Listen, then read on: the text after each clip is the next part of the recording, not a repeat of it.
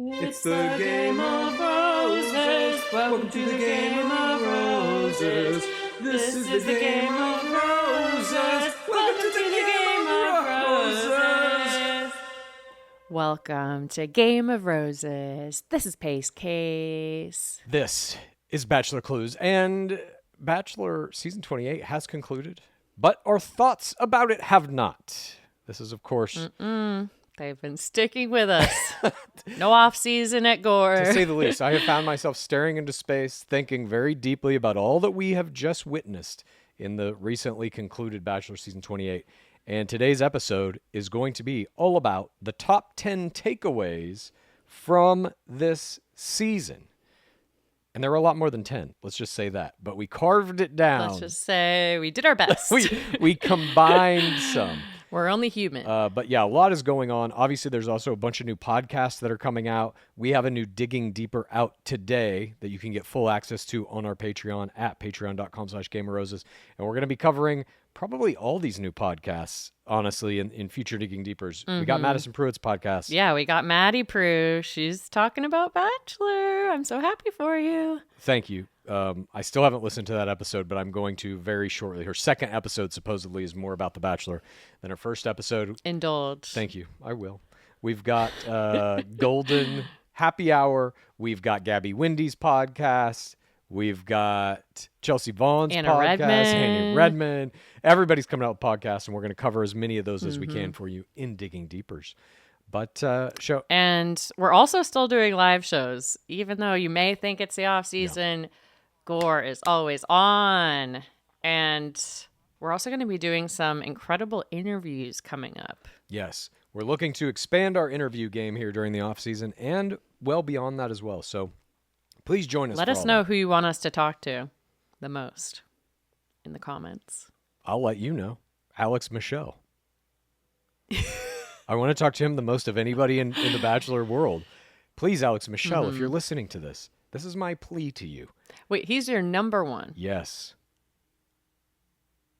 I feel like we asked this question a while ago and you said DLH. I mean, DLH, I feel like, is just, it's an easier get. I don't know that he would ever talk to us. Like, I don't know if it's an easy get for us, but he's out there. He's still in the media. He has his own podcast. He goes on other podcasts. Alex Michelle has disappeared. Alex Michelle dropped a podcast? Oh, my God. I don't know if it would do well. He would have one listener. That's for sure. It's called Bachelor OG. Oh, my God. Bachelor Og. He built the game on his back. Let's continue, shall we, Pace Case, with our top 10 takeaways of the season. And also, at the end of this episode, we're going to give out our season-long awards. We're talking about Face Play of the Season, Error of the Season, Play of the Season, Jorge Moreno, Creature, MVP, so on and so forth. All of that will be at the end of this episode, so be sure to stick around until we get there. All right, are you ready? We're going to start at number 10 and go up to the top. And we'll also give you some almost made it's as well. But... And then some honorable mentions. Yeah.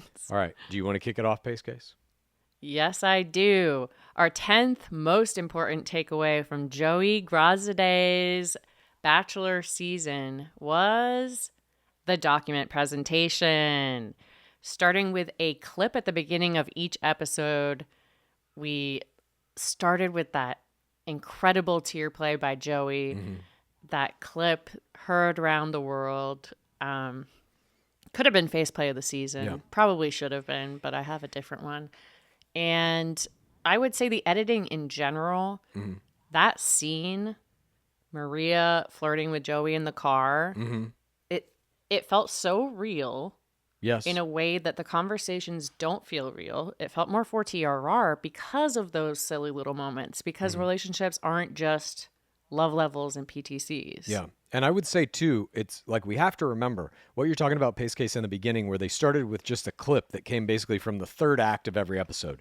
That was the intro for all episodes this season. What it was prior to this is a cut down of the entire episode where they would show you literally everything that's going to happen. AKA spoilers. Spoiled every episode. Now they've got... You have to be on the ball to fast forward them if you're me. Exactly. Ghost protocol. And I would also say, like, we had some influence in this, I think.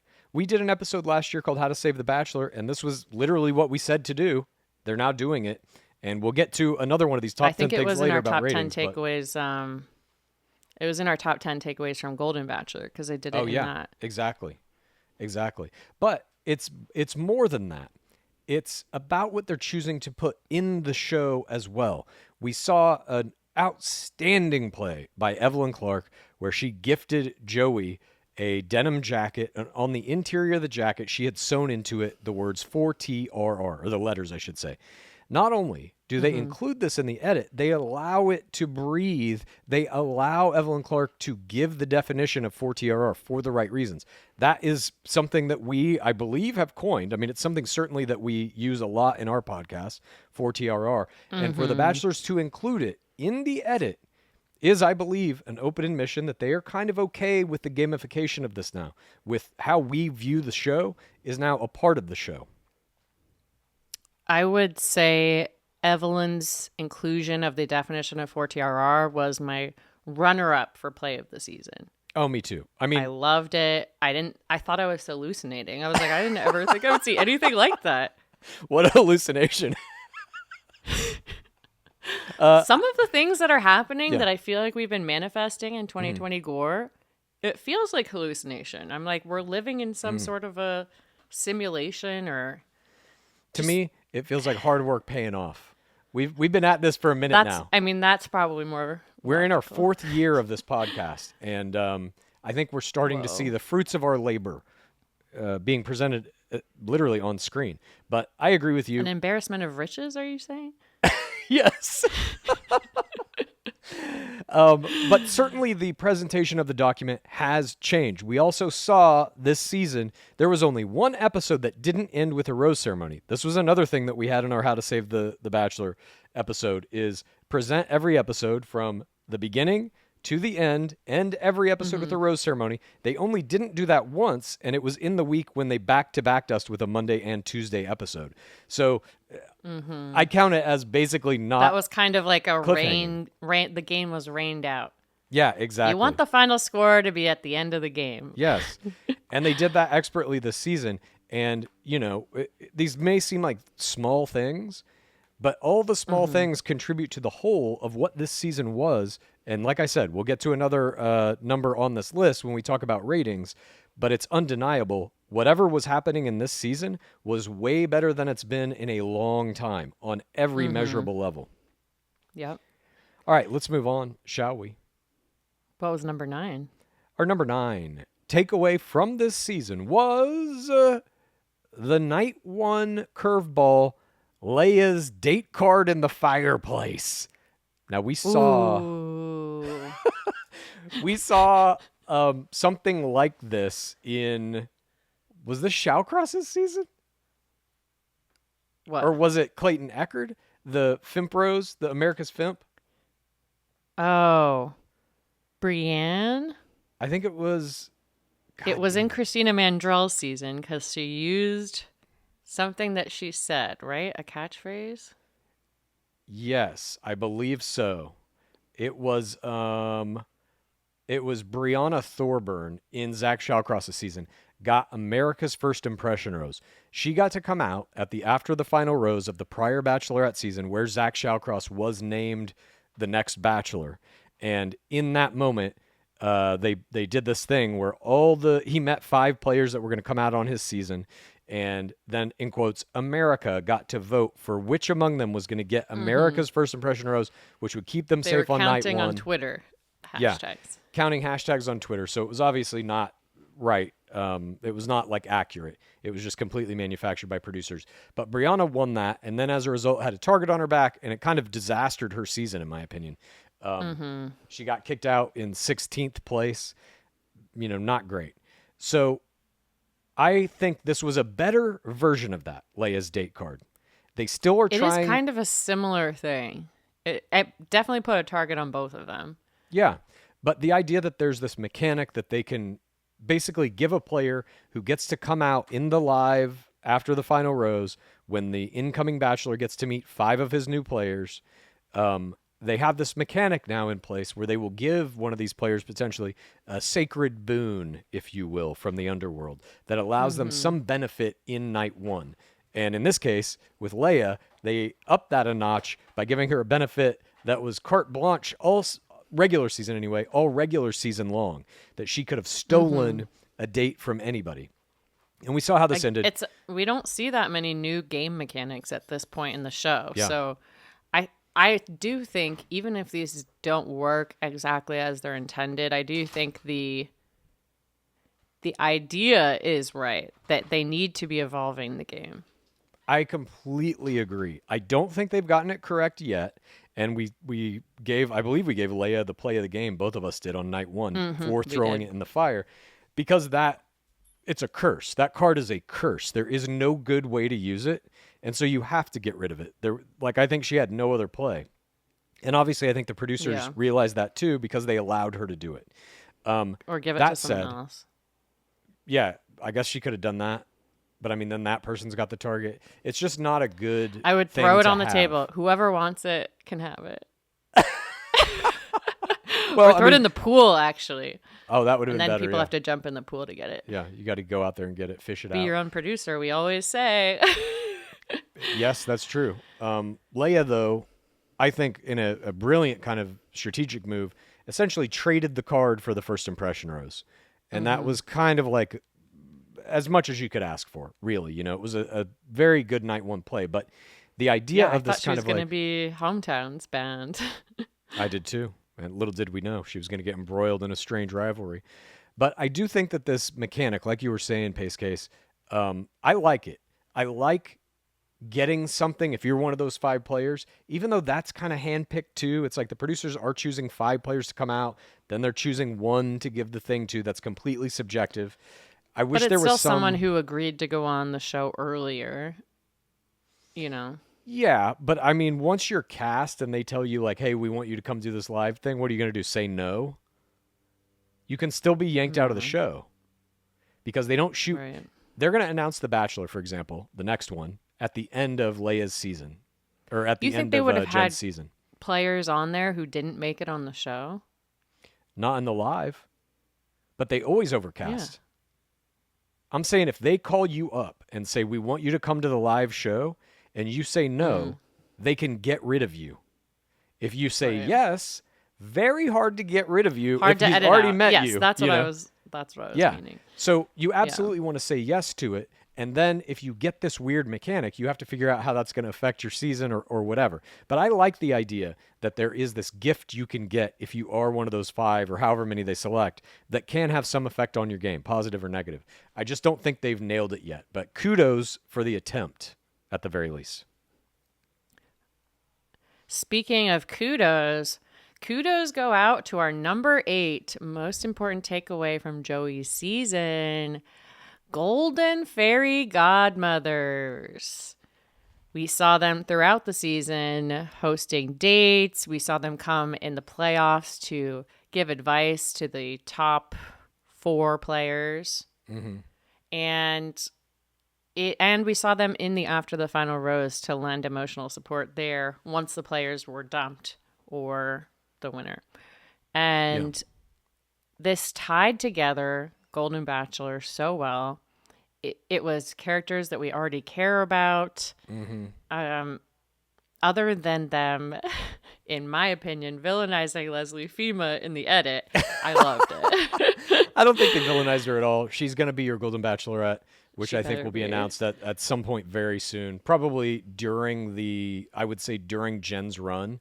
I think they'll probably announce it somewhere mid-season and maybe even have her come back to give some kind of super golden fairy godmother, golden bachelorette. Yeah, exactly. But I loved this. And I thought not only with the Golden Fairy Godmothers was it a great kind of like legacy play. They really are now building out the Bachelor universe and making sure that like it's all one thing. The Golden Bachelor ladies, the top 4 of them anyway, are going to be around. They're going to be in the other shows. They've got a podcast now. They're in the audience. They're doing everything. They're just like a part of it. And I think that this also goes with the legacy treatment this season, which was fantastic.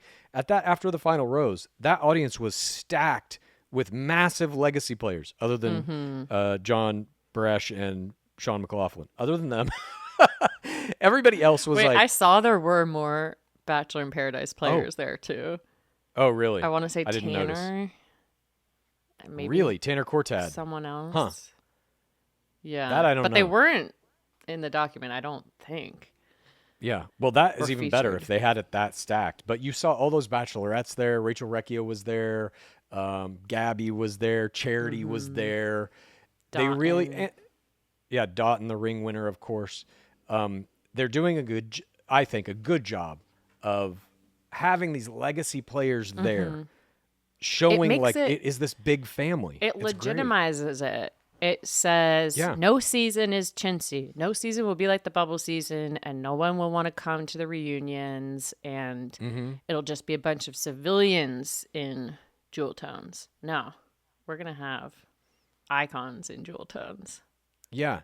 And I would even argue that like the casting of DLP as the host is like a part of this kind of legacy thing. They could have easily gone outside the franchise to get somebody else to come into it. And I do think that person would have felt like an outsider to the franchise. It's like, especially to like deep 4TRR, fourth audience members like you and I and everybody listening to this right now, and a bunch of other people. Like, I think there's a big contingent of the fourth audience that is like, has been here from the beginning and knows this, like, you know, very intimately. And if you bring in some outside host who's just like, yeah, I like The Bachelor, whatever, it would feel bad Where's my check? for a lot of us. Yeah, David exactly. Spade. Whereas DLP is like, he was a part of it. He was a bachelor. I like that. I like that I they like did that and too. It's a legacy play. I think there's probably a big contingent of the fourth audience that doesn't know he was a bachelor, but it doesn't matter because he's an empathetic king nonetheless. Okay. If you say so. Let's move on here. Our number 7 takeaway from the top 10 takeaways of Bachelor season 28 is the deep talent pool. We have never seen a season this stacked with pro players. Now, Pace Case and I made a prediction back in Bachelor season 24, if you can remember back that far in early 2020. Pre-COVID. We predicted that Madison Pruitt and Hannah Sluss were kind of the blueprint for a new era, a new type of player, which is somebody who has watched this show basically since infancy and just has kind of through osmosis come to understand all the various components and mechanics of the game, how it's structured, and how to play it. And we saw Hannah Celeste turn in arguably the greatest Night 1 performance of all time. We saw Madison Pruitt. Arguably the greatest hometowns performance of all time. Bring her home to us. Yes. Oh, God. Bring her home to us. How I missed that.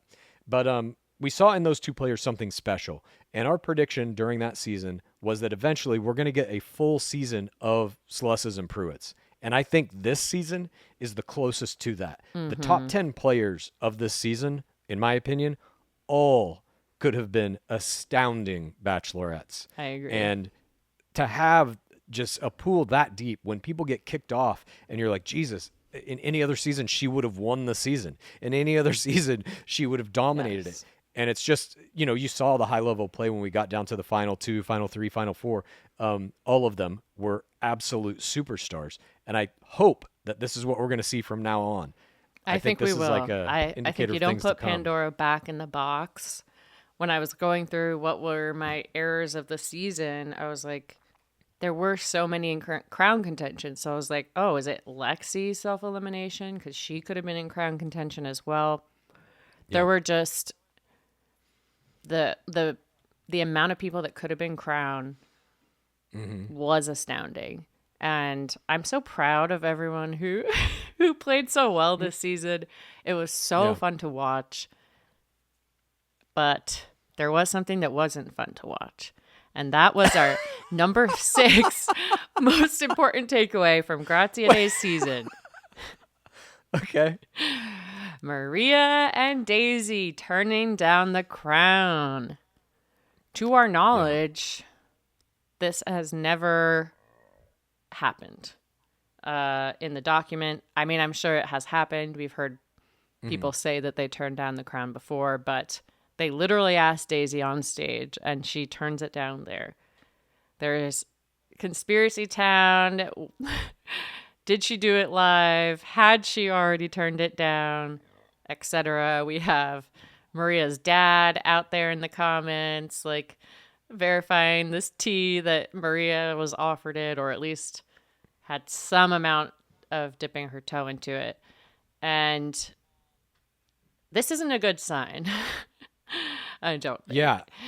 It was very shocking to me after a season that was so good and the play level was so high to see these two top level players turn it down.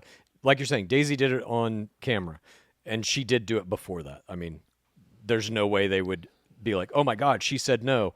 Who are we going to get in the next 5 minutes? They had You all don't of that think they set up. have They had shot o'clock set up. Rachel and Jen in like holding cells backstage? Absolutely not. They knew what they were doing, but the truth of the matter seems to be now that Maria did say yes to the crown and that they had been shooting with her for a couple of days. I maintain, and this requires a little trip, pace case of mini move. No. You got to pack your bags because No. we're going to Conspiracy Town, population me. I believe we are living through Not again. Phantom Night 1 Part 2. Not again. I believe Maria met all of these guys. I believe there was a night 1 shot with Maria. And that tape exists. Release the tape. Clues. I have no evidence of this. Haven't we learned any other than- lessons from Phantom Night 1 Part 1? Yes, that had happened. What? I've What learned evidence? that lesson. I've learned that they did this once before. They could do it again. I have no evidence. This is simply what I think. And I'll take those thoughts to my grave if I have to. But No receipts, clues. Strikes again. that's right. I don't need receipts when I know what's true in my heart. I believe, again, this is all conjecture. I have no proof of this, but I believe that Maria shot a night 1 and that it was so overwhelming for her, she made a mental health decision to say, I can't do this right now. The producers, now being seemingly producers who back up their leads, were like, all right, we got you. You don't have to do this. We'll figure something out. They allowed Maria to eject without much fight, and then they got Jen Tran as quickly as they could. Because that shot o'clock thing, and what was the other one? I'm looking for a radical kind of love, or whatever she was saying. Do you remember this? I think we've said were different trying words to every throw- time. Ferocious, tenacious. Yeah, it was like a ferocious love, maybe, or Ludicrous. something like that. Yeah, I prefer a the stupid cannibalistic little kind shit. of love. Stupid little Yeah, things stupid you little say. moments. But the idea that they planned Jen Tran's shot o'clock or whatever she was saying, they were trying to get her to do multiple catchphrases and like, oh, we can do shot o'clock. That is such a last minute idea. They didn't anticipate that for at least a couple days. They probably knew Jen Tran was going to be the Bachelorette, I would say 24 hours before they shot Oh that, my maybe. gosh. Because they were shooting. They were already shooting the season with Maria. Where? At the Listen to Your Heart house? Yeah. That I don't know why they're Okay. doing that. I'm digging. If there is I'm any trying to find evidence some out information there about why they're shooting that- at the Listen to Your Heart house. That this is not just a what do we call Delulu clues moment? The clue, The clue the clues. baby girl clues. There's so many different types. Yeah, please let us know that. I can't believe I'm going down this path again. I thought I was done with Phantom Night 1. I thought we had They cleared were it. shooting with her. Claire Crawley? No. What about her? No. What? I'm saying the original Claire Phantom Crawley, Night I don't 1 know. Look. was proven wrong By whom? by all of the evidence. Evidence? I'm sorry. This is Conspiracy Town, population me. We don't need no evidence here. And I'll give you Claire Crawley. I'll even give that to you, okay? The evidence of Claire Crawley's night 1 is thin, to say the least. Yes. It really only exists in my mind. Yes. That said, the evidence from Maria is much stronger. What is We it? know she was shooting for multiple days. That seems to be very Probably corroborated at promos. this point. Could have been. I Could have been think promos. in part of the evidence we But- gathered with the first Phantom Night 1, it was that this is a very expensive production, and they're Yep. not going to just shoot a night 1 if they're not sure that person is going to be the lead. Right. I agree with you. But now we have to really look at this, okay? Let's say that they're just shooting promos, Mm-hmm. and Maria's like, "Shit, I'm about to really do this. We're shooting the thing where I have to be like, I can't believe I'm the Bachelorette, and we're shooting this, Uh-huh. and now they're interviewing my dad and all this, and then she pulls out because the pressure's mounting, and she's questioning if she can really do it, or hear me out. She is like, okay, this could be a lot, but I don't know. I have to do it. When am I ever going to get this opportunity again? They start shooting night one, and halfway through it, she is like, whoa, I'm in way over my head. I got to bail. My husband is not in this room. She ejected on 4TRR grounds. Yeah. Listen, guys, I believe in the process, and I just have to tell you, my husband is not in this room tonight. I think Jen's husband might be here, but I got to do the Maria way. And she marches off. Look, I don't know. The truth is, I don't know. What we do know is 2 top contenders turned down the crown for reasons that are really unknown to us.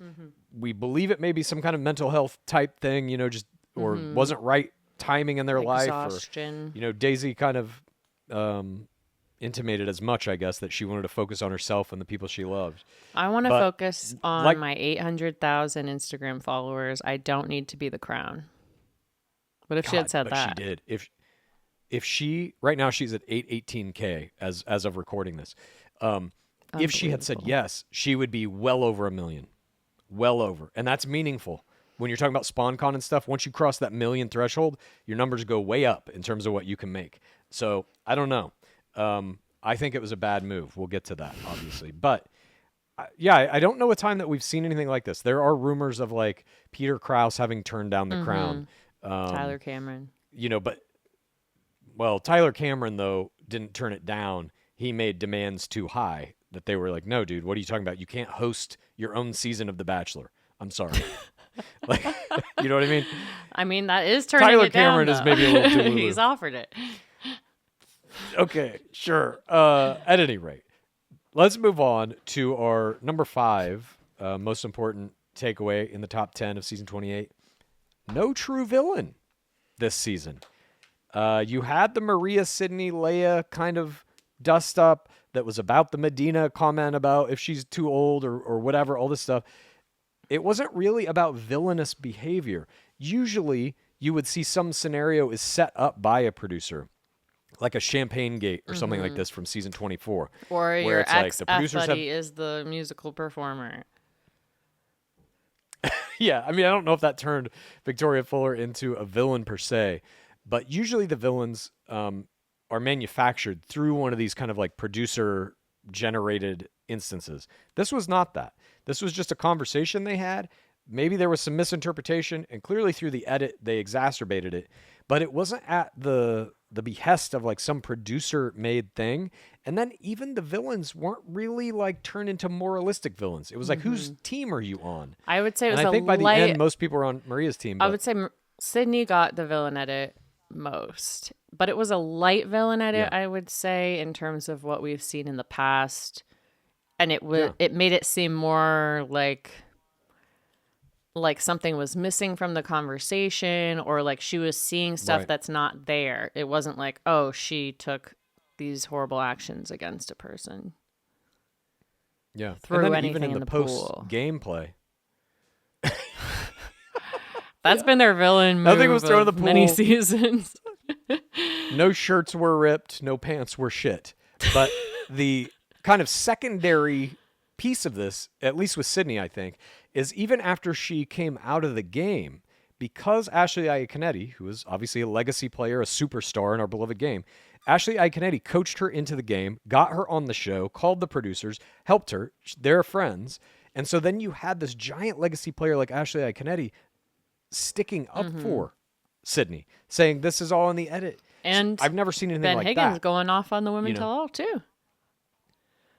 That too. I've never seen like a superstar player come out in defense of a villain in a season, which again is like, it's not really a villain then, is it? Because usually a villain is like, this person is horrible, hate them, send them nasty DMs. We didn't get that this season. Yeah. I mean, it's like, it's hard to say that when Sydney got so much hate mail, but I would say in the edit, it didn't feel like the villain edits of the past. Yeah. Like think about Victoria, Queen gentler. Victoria. Oh, God. Exactly. Yeah. They didn't show anyone talking to felt like- producers unbeknownst to them. Yes. it didn't feel like anybody was there to be the villain, you know? It was like, yeah, some of these players got involved in this thing that ended up in a 2-on-1 and there's a rivalry and all of that, but it didn't feel like the producers were pushing somebody to be like, we need you to be the villain, like they did with Chad Johnson or Queen Victoria or Ankney. What was her first Shanae. name? I now forget. Shanae Ankney. Yeah, like those players were there to give you malicious She threw a sound bites trophy in and the to like push buttons. bushes. Oh my god! Yes. The Something Bush needs to trophy. be How could I thrown. forget that? God, didn't she call Genevieve Parisi a wet chihuahua or something as well? Yeah, some sort Do you of remember that? dog thing on Oh, God. the waterfall date.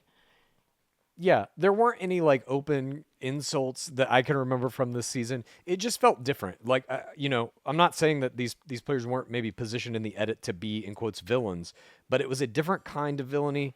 It felt very different to me. It was just like a kindler, gentler villain season, and I was fine with it. Like I didn't miss that at No, all. we didn't need it because the 4TRR parts Yeah. were engaging. We're shipping the final couple so hard. Speaking of, a professional era, our number 4 takeaway from this season of The Bachelor is Daisy. She did the first ever preemptive dump of the lead at the final rose ceremony / a self-elimination with information that he didn't even know how she knew. Did the producers allow them to know who was being eliminated in order to orchestrate this? Yes, Yes. We believe so. had to. Daisy is the first player to perform a knock-knock before the final rose ceremony to another player in a Yeah. triumphant sisterhood moment. Kelsey then comes with her to offer emotional support during her final rose ceremony and give her a hug after she breaks up with Joey. Daisy's play was transcendent. I agree. Her hometown date, I will never forget. I feel like it set a precedent for what is possible, how much money can possibly be spent on a hometown date, and Yeah. what you can advertise. That hometown date was wild. It's family business. Yep. I would say Madison Pruitt kind of did an advertisement for her dad. Yes, and when they she rented took out the Peter Weber to stadium, which the basketball arena where her that dad came to works. mind as soon as I said that. I was like, oh, well, that one might have been more Yeah. expensive. I don't know. Yeah, Pruitt was She had just a like celebrity Pruitt Zoom. was a player that like the game wasn't ready for. She just utterly dominated the season, in my opinion, in a way that we have never really seen. She just like she made child's play of the process itself, of the game mechanics. When she won, I'm sorry, I have to go into the past a little bit. When Madison Pruitt won her Fantasy Suite Rose, the one after Hometowns that gave her a berth into Fantasy Suites, literally at that Rose ceremony, he's like, Madison, will you accept this rose? She's like, yep, we need to talk. Takes the rose, takes him outside, and is like, you can't have sex with anybody. Huh? Fantasy Suites are next week. Unreal. Like, she just was doing things at a level that, like, no one had seen. At any rate, I digress. My apologies. We're talking about Daisy. So, Daisy's Everything's coming up. preemptive Daisy. I mean, Madison Pruitt. I can't help it. She was such a great player. But Daisy is a different kind of player. For And sure. her social She media didn't really game manipulate the process. is corresponding so well with her run through the season. She was so ready for all of these episodes to air. It's part of what contributed to her gigantic TikTok gains and Instagram. Yeah. It's Yeah, absolutely correct. unbelievable to watch. I have so much respect for her season. I do to be too. fair, I do think I think her play was the best in the final episode. We'll get to it. We will. But I agree with you 100%. I do think she made a new blueprint here. There are players right now who are, 10 years old, 11, 12, at home watching this and seeing like, oh, that's my hero player. And they're going to remember what she did in this game.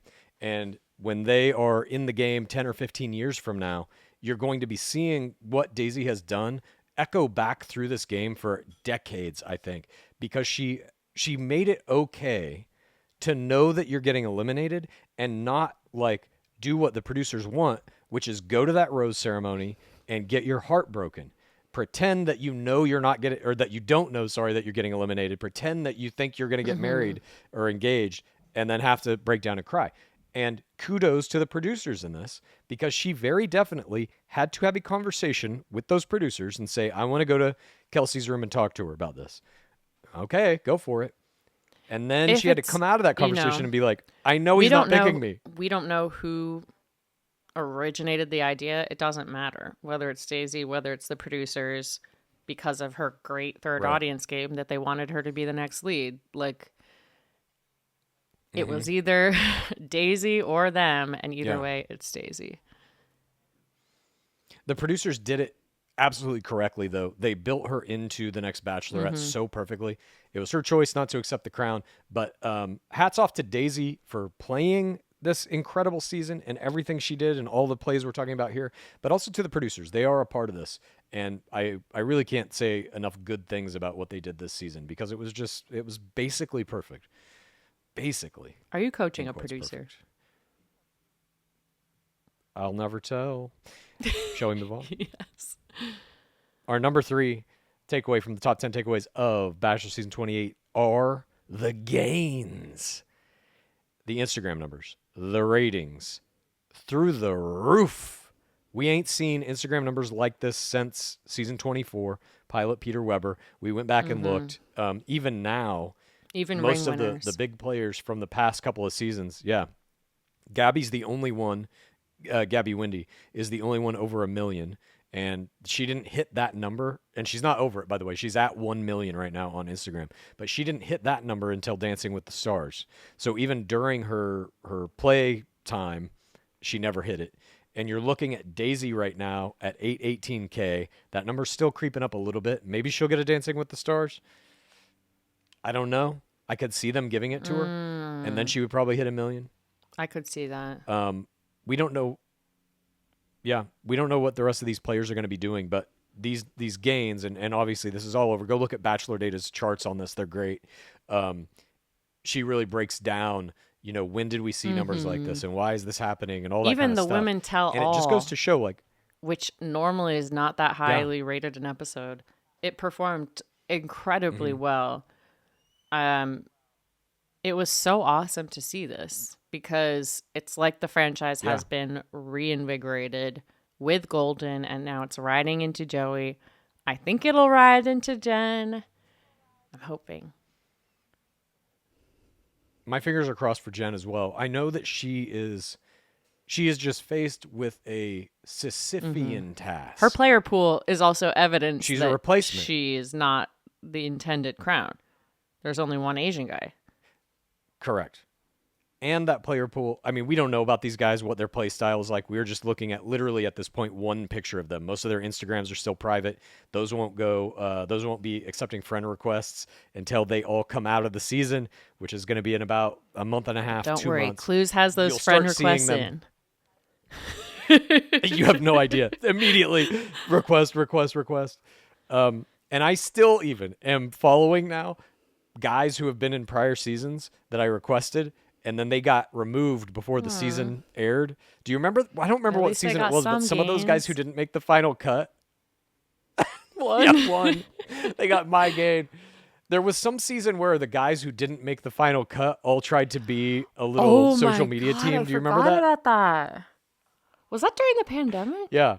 Oh my It gosh. was, definitely. Because they were all on a boat. Yes, they went on a something. boat trip and made all I don't this remember it social exactly. media. They weren't called like the Rejects or something, but they were called something. It was something like that. That was so though. funny. Yeah. It's a good idea. But we'll see if that happens on Jen's season. Certainly all the guys who have been rumored to be players now, not all of them will make the final cut. But these Instagram numbers are important. Obviously, we track them on this show, and TikTok numbers as well, and look at social media and all that. It's kind of the game after the game. This was up there in our But it's a like good what should be indicator. the number one of this episode. Yeah, absolutely. it is a very good indicator in the engagement of the fourth audience with the players of the season they're watching. And like we were saying, the ratings, the TV ratings, the Nielsen ratings were also off the fucking charts. We haven't seen ratings like this. Well, I say off the charts. There are no more charts. Network TV is dead. They're very low down in the charts. The numbers decline every season. Like Joey Graziadei's season, for example, did not get ratings even as high as Zach Shawcross's season because literally every year it goes down and down and down. Comparatively. That said, comparatively speaking, it was dominating everything else on network television, on Monday nights anyway. And it just goes to show, really, that in this season, which treated the lead with respect, which helped the lead actually find love, which allowed the players to be cordial and respectful of one another, that got huge ratings. Now, it can't be forgotten, this was the first Bachelor season without Mike Fleiss, the Dark Emperor of Our Beloved Game, the creator who got ousted right before Charity Who lost in has season not been 20 last described year. as kinder I think that or had something to do with gentler. it. Literally by no one ever has he been described with those terms. But yeah, I think that does have an impact here. I think that we're seeing the result of Fleiss's kind of, I mean, if you watch the documentary about Dan Schneider with the Nickelodeon shows, I can. they said something in that. Yeah, it's a rough one to say the least. But they said something in it that like is true. Most TV shows are kind of like whoever's running the show, their attitude, their vibe kind of like goes into the whole thing. And it's like, Top if it's down. a bad vibe, the show's Every gonna show have I've that. worked on has been And like that. yeah, same. It truly is. It seeps into like the nature of the content you're making. And here you've removed Fleiss, and now, oh, look what's happening. The content it's nice. These people are being nice to each other, and it's kind of fun and funny, and they get cute little moments. There isn't this threat of like, if you step out of line, we'll make your life a living hell, send which in I the think is what it child was when army Mike to- Fleiss was there. Sing a song about how you suck. Yeah. It just didn't feel like they were going to do anything bad to these people. And we kept waiting for it. And really the worst thing that they did was the Kelsey card. All The season, worst thing which they we'll get did to. to That almost Joey. made the list. Yeah. Speaking of a good edit for the lead, our number 2 top takeaway from this season is Joey Graziadei, the greatest Bachelor of all time, maybe. They protected the lead this whole season, even in the finale. They didn't sink him in order to launch the next Bachelorette season. No players were mad at him. We saw him love level 4 one player. It seemed respectful. It seemed like he's setting the blueprint that he can do 2 love level 3s and then 1 love level 4 to your final rose recipient. I think we're going to see that going forward. We didn't have I do too. nothing that could have been described as a rose ceremony from hell. Notably.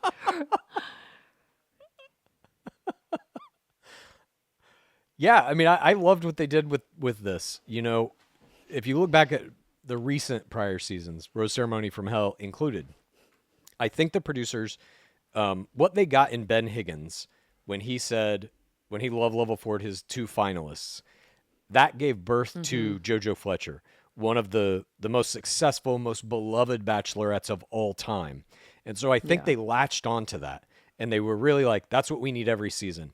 We need him, the Bachelor, to say "I love you" to multiple people, so that we can take somebody who is shattered by it and then give them the make Bachelorette the second crown. place This person breaks think that they're mold. the one. Yes.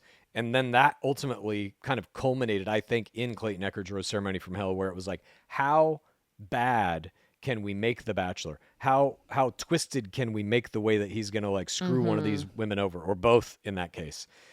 And it really got to that point where it was like, this is terrible. And then they tried to do it to Shawcross again, where Shawcross was like, I'm making the Sean Lowe Goldini decision to have no sex in the fantasy suites. Oops, I had sex with somebody. And then that shatters everybody because he's And told that's them all also that a he's not choice in going to the do edit. that. They could have taken all that out. And the shower Yeah, that's scene, true. But I do the think 360-degree shower scene. Yeah. God. I do think with Grazia Day, I don't know if it was his decision or if it was the producer saying like, hey, you don't have to say I love you to all these ladies. They might have been trying to pressure him to do that, and he was like, no, dude, I'm not doing that. I'm going to say gonna it to write one it in person. this I don't letter know that they're who's gonna like cut out of the show to Kelsey, telling her she's the one. exactly. But I mean, that's kind of part of it too. Is they let him send that letter? You know, Yeah. He sent a letter to Kelsey basically saying you won the game. That's not in the show. That has now come out. He has talked about it on some It podcasts and allows stuff. that relationship I to just- be a steady, growing relationship that doesn't need obstacles except for one vague letter. Yeah, exactly. And maybe they'll And I think go that the you know distance. Joey. I think they will. Call me crazy. I think they're really in it, and I think that it is part of you know how it worked so well. Why they are so in love is because of the process was allowed to work. Like when they talk about the process is this: 30 people are dating one person, and that person gets to comparatively date and say, well, which one do I like more in any given situation, and who is the best one for me? That's all the process is, and I think that process actually does kind of work. Then when you step in as a producer and you're like, well, wait a minute, though. Let's get this musician to do a date that this person had sex with. Oh, my God. Let's make have them her get in a pick fight. someone Let's who do has a a champagne date. girlfriend.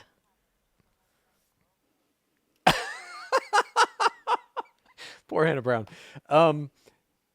When they do things like this, these malicious kind of roadblocks, it undermines the process. And here, what you're seeing in season 28 is the process is almost pure. There were a couple of things that they tried to screw with, but it's almost pure. And if you give a pure process, you get this outcome, which is better, and your ratings And are up, part and of all the of that. You know? process, part of the premise of this show is that your lead is one of the most desirable single people in the country. It's your Alex Michelle. It's your Yeah. whoever. If you're DLH, that is Chris Soules. If you're...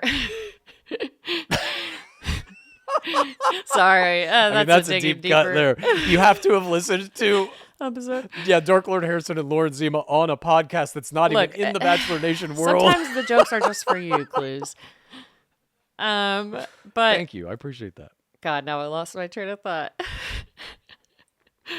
Oh, yes. You were talking about the most desirable men in the Everyone country being wants bachelors. Joey. We have what DLP calls Joey mania. That's what we want for our leads. We don't want them to be a terrible person.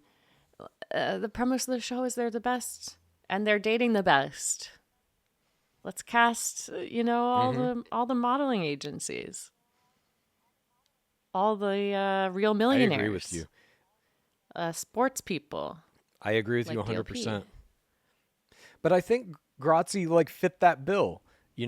Like I said at the beginning of his season, I always get DMs as the new Bachelor is incoming about oh, I want to go on his season. Will you help coach me? I got more DMs about Grazi than I've gotten about anyone, and I've been doing this for 3 seasons now. By far. I mean, it was triple the amount. I knew that this season was going to be big based on that. I was like, people are real into Joey. People are saying they're going big. in to win the ring. Yeah. Exactly. I had a bunch of people that are like, I want to marry this guy and have his babies. I was like, Jesus. All right. Well, this is going to go well, I guess. But I think that is something they need to keep up with. Really learn from this season. Cast another Joey as your next someone Bachelor, who is whoever that emotionally may be. intelligent and can All right, let's move on. sort through all the PTCs. Because that is an easy way to make your lead look bad if they're not handling the emotions and the dark stories with enough care. Yeah, absolutely agree. Let's move on, shall we, to our number 1 top 10 takeaway from Bachelor Season 28. It is, of course, Jen Tran. The first Asian Bachelorette has been crowned.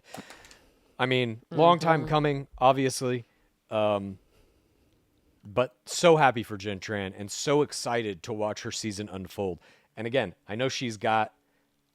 it's just a lot on her shoulders to come in last minute and carry this thing. I think she's going to do great. I can't wait for the season to start, and I don't think we have that long to wait, maybe about a month. For those who have been waiting since that just couldn't be JoJo happier about season it. when Kayla Quinn shot opening promos, and she was supposed to be the first Asian bachelorette, and then JoJo got that victimization edit, and they switched it. I do think historically we're going to look back on this season as the season that gave us Jen Tran, just as we only look at Nick Viall's season as the season that gave us Rachel Lindsay. What? How dare you, first of all. Sometimes I'm just doing little life checks. I would look back on Nick Viall's season gave us the greatest player of all time, Nick Viall, the great one. I mean, we just did our number 2 takeaway was Joey is the greatest bachelor of all time, so. I'm not saying Viall's the greatest bachelor. I'm saying he's the greatest player of all time. The definitions are changing. All inclusive. That's when you know. No, the greatest bachelor is a different thing. Greatest bachelor is a different thing. That's how good were you as a first audience in your season wearing the crown. I would put Viall top 7 or 8 maybe, but Graziadei is a different I don't think we've thing, ever seen a opinion. Graziadei. Like what he did as a lead, I don't either. That's what I'm saying. I think he kind of like rewrote it a little bit. But, you put Sean Lowe in that category. I would put probably Charlie O'Connell. I would put Always. Charlie O'Connell in that category. Just because he was doing things. That was the most chaotic bachelor I've ever seen and the funniest and all of that. I would put Higgins in this category, Matt James in this category, just for simply what was asked of him was a task so enormous, and he pulled it off, in my opinion. All those bubble seasons, say what you will about him, but like some really historic things did happen in them, and he was among probably the most important of those historic things, I would say. I was explaining the quarantine crew to someone that I met this weekend. I've done that exact same thing.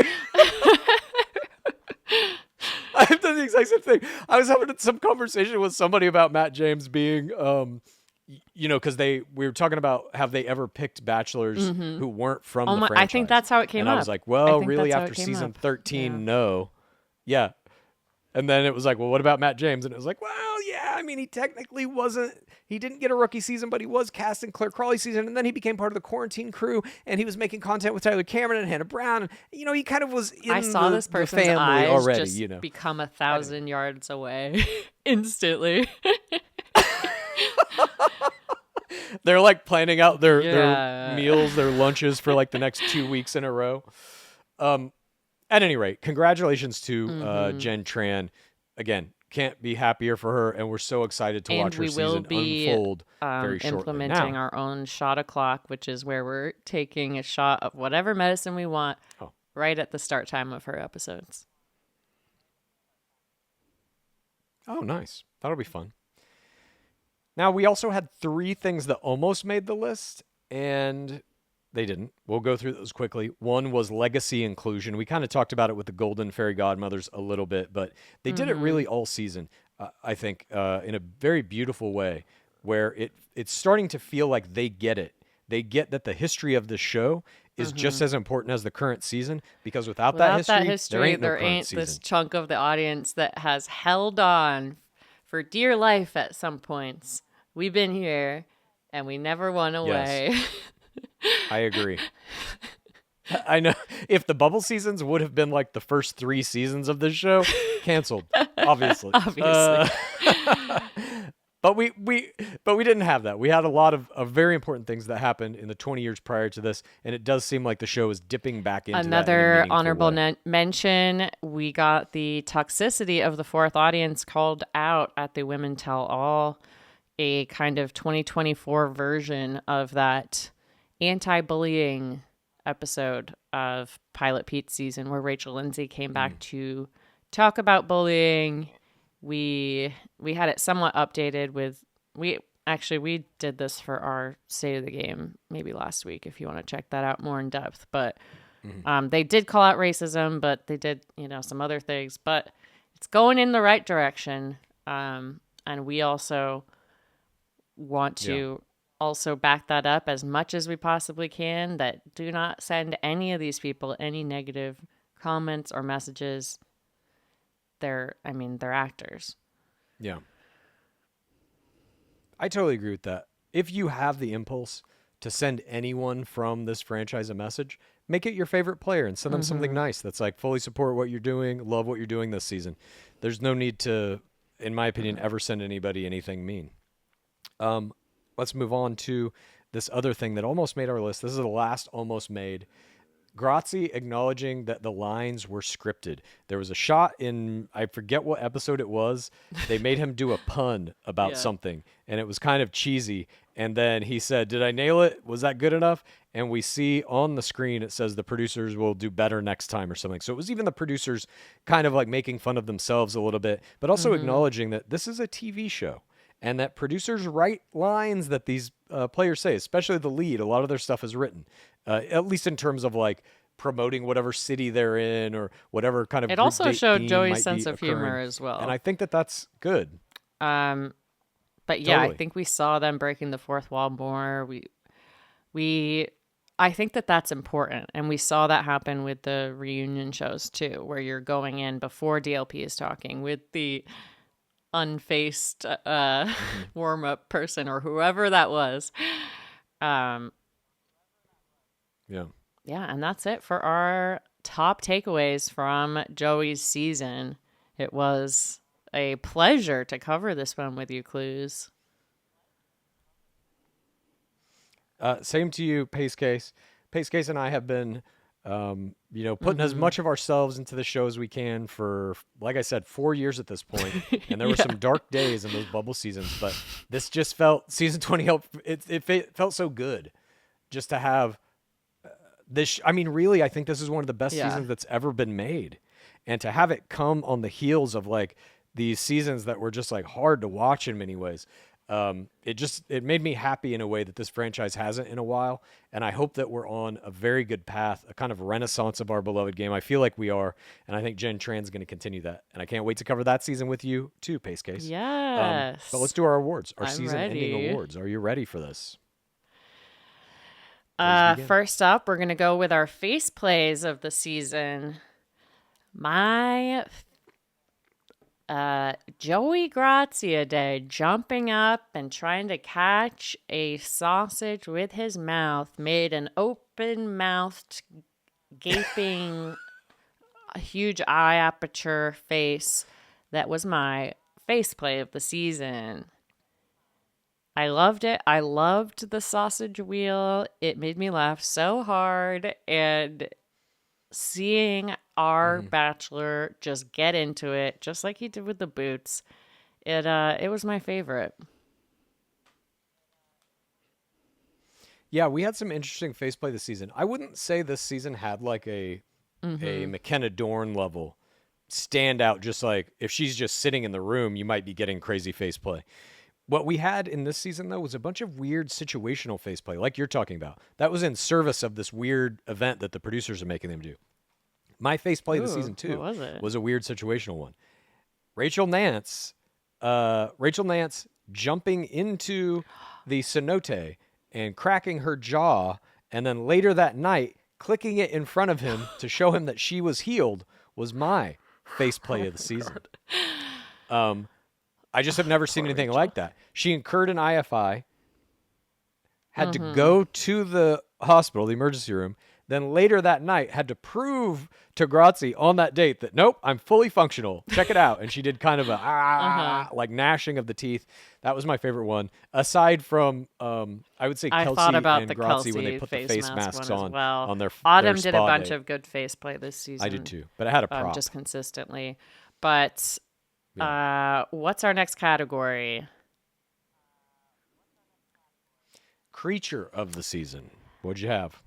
There was a little pup, and this pup named Ella was at a viewing party that Joey and DLP crashed, and this pup got a 0-point rose from Joey. In some ways, this rose was the one true final rose, since chronologically it happened after Kelsey got the final rose, Was my creature of the season. You literally choking. swallow water into my windpipe at your creature of the season Thank you. display there. I feel that was a great lightheaded now. creature. I agree. It almost killed me. Yeah, as do I. My creature was a little different. Of course, my creature had to do with Kelsey and her butterfly mother coming to visit her on her hometown was my creature of the season. Very rarely are you going to get a paranormal creature like this, and for my money, any creature that's dealing in the astral plane or resurrecting spirits or anything like this, proof of reincarnation. That was my that's gonna get runner-up my creature of the for season. both the connection to the Let's move on. PTC and the connection to the promo, which was Joey saying he has butterflies. Yeah, that's true. How about Jorge Moreno, bystander of the season? In the opening clip of this season, we saw Jesus, you're gonna Joey kill me. making tear play, and he goes off camera to talk to some producers, and right there we see this guy. Who is it? Big Polly was my Jorge Moreno bystander of the season. He makes a couple Wow. appearances. He is in Yeah. that final rose ceremony shot, which is showed over and over again in the first episode and the last and all the promos. And he reveals that there are 3 roses at one point by taking a magical cloth away, a very drama move in episode 6.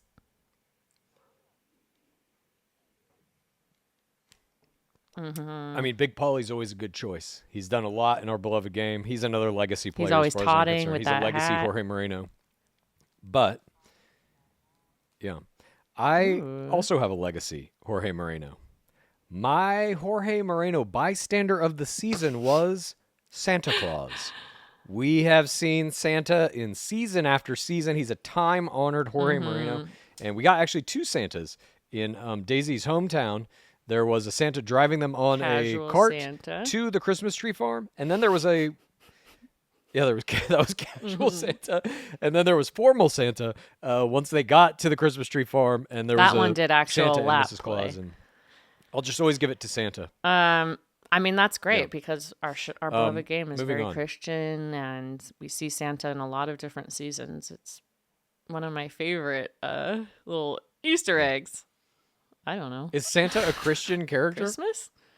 Isn't Christmas Christ? I don't know either. I don't Christmas? think so. Isn't that Christian? Christmas is a Christian thing, but I think Santa Claus is more of a Coca-Cola American capitalism I don't know about and that. I marketing. think Santa might creature be or related to character or something. Jesus Christ. There's Kris Kringle. Is it? I don't know. This shows our inability Look, to that understand doesn't even matter. basic That's American not traditions. That- Let's move on. It doesn't matter. Now let's move on to a very fun category. I agree. Clues, what was your error of the season? Unfortunately, Daisy rejecting the crown was my error of the season. I get it. You're taking time for yourself. I understand all of that. I'm looking at this purely from a gameplay perspective, taking out of it all of the personal reasons for having done this. If you look at this as gameplay only, maybe I would say there's a 10% chance Daisy could capitalize on this and get crown next year. Maybe 10. This is the best chance she's going to have to get it. She was teed up for it perfectly, and I feel like she's leaving a lot on the table by not accepting this crown. I don't understand it personally. But again, she has her own reasons, and I'm not in any way saying that those reasons are wrong or anything. I'm simply looking at it from a gameplay perspective.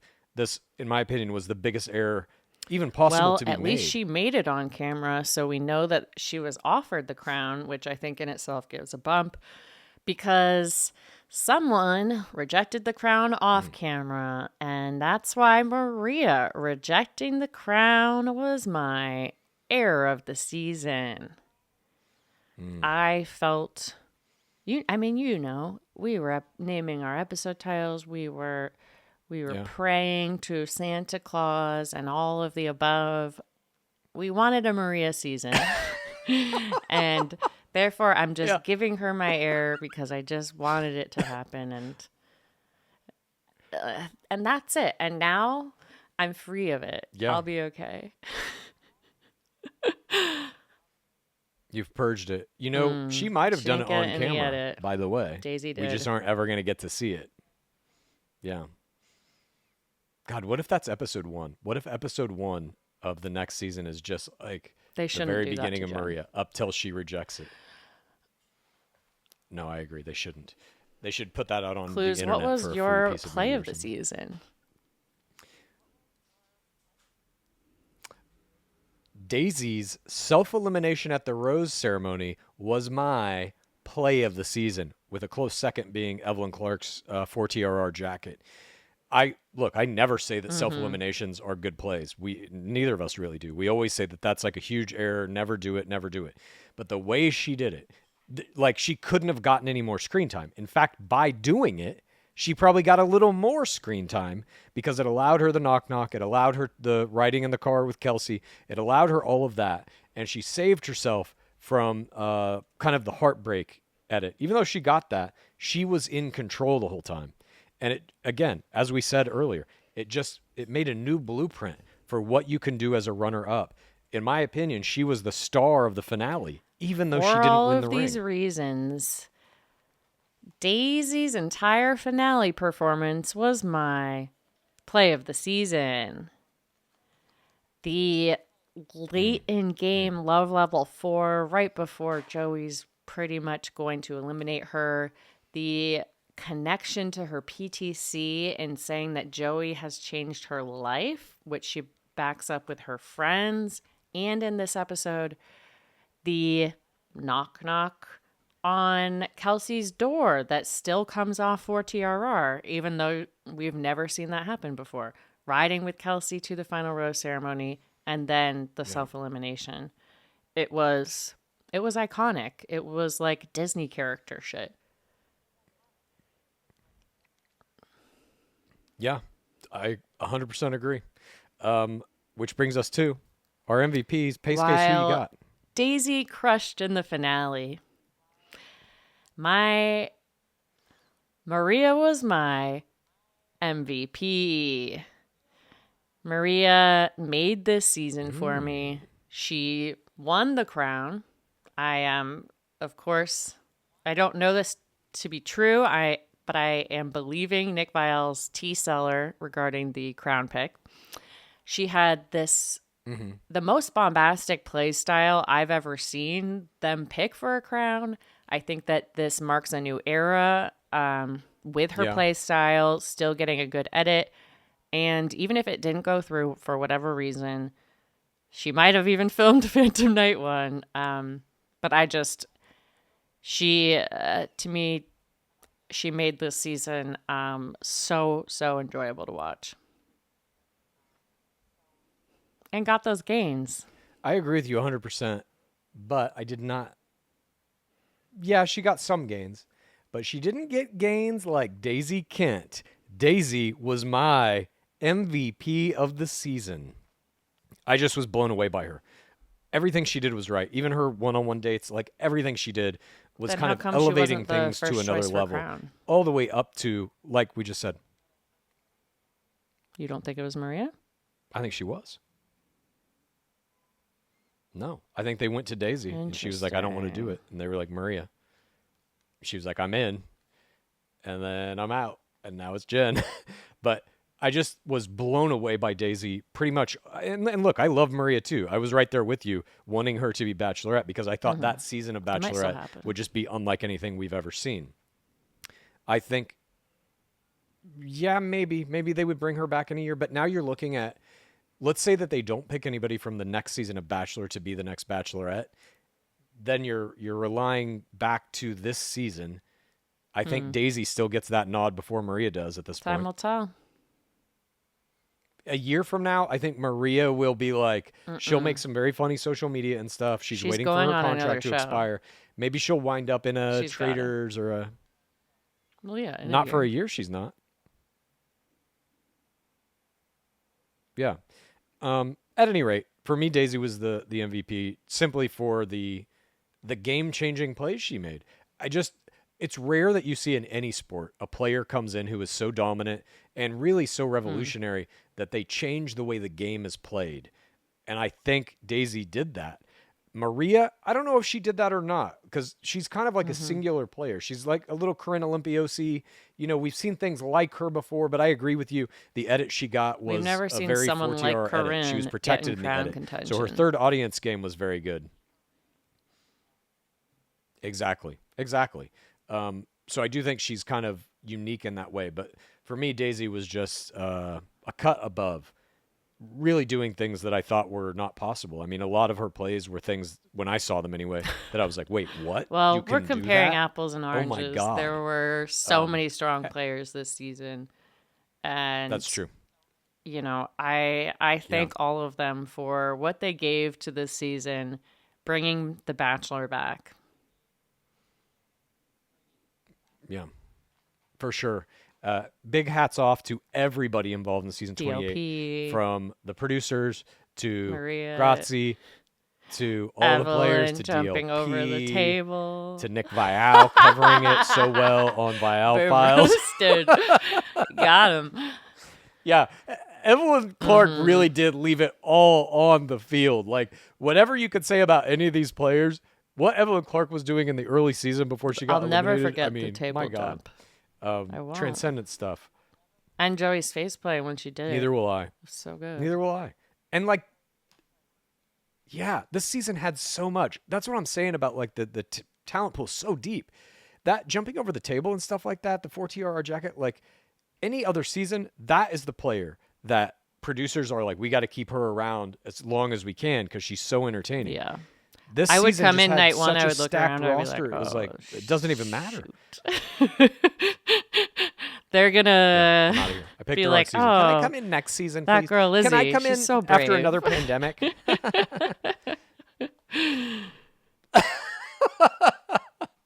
Indeed you are. And so is everybody else who joined us this season. We also want to thank everybody in the fourth audience, everybody in the pit for coming on this ride with us through another fantastic season of Bachelor. We can't wait to cover that Bachelorette season with Jen Tran and everything else we got going on Patreon. Bunch of Clues Corners Clues popping literally off. I'm doing can't Traitors stop season 1 making in there right corners. now. We got Pace Case Palapa. The content, and it's not Can't like do the it. content's Won't do it. exquisite. It is. I'm Oh, about thank to you. start Trader season Thank you very 1 much. corner. It's just me. I'm excited. Oh God, it's so good. I'm like itching to do I can't another wait one to see because what I love Lion it so Deck much. does. That season. I can't wait. I just watched him. No So far, spoilers. his crowning achievement is they. It's not a spoiler. They have a shot of him. All the players are like in the house mingling and whatever, and they have this shot down a long hallway. He's by himself. He's looking at this grandfather clock, and he's kind of just like looking like from every side. In the front, and Alone? he goes, "Wow, that's really beautiful." And then they just That's cut so away. wholesome. Yeah, All right. I know. Yeah. He's like, it's the real estate agent Ari Lyondike is like Staged. looking at how the Yeah. house is. What is it called when they're staged? Yeah, he's looking at the staging of That's the very mansion. funny. It's so funny. Anyways, thank you again to everybody for joining us, and we will have our This Week in Bachelor Nation will be out on Friday. We hope you will join us for that as well. And before we go, Pace Case, as always, what is that dwab at? It's been 8,044 days without an Asian bachelor. Praise be Dark Lord Palmer. Please rate this podcast. Please review this podcast. Please get a friend to listen to us. And then please rate this podcast. Please review this podcast. Please get a friend to listen to us. And then please rate this podcast. Please review this podcast. Please get a friend to listen to us. And then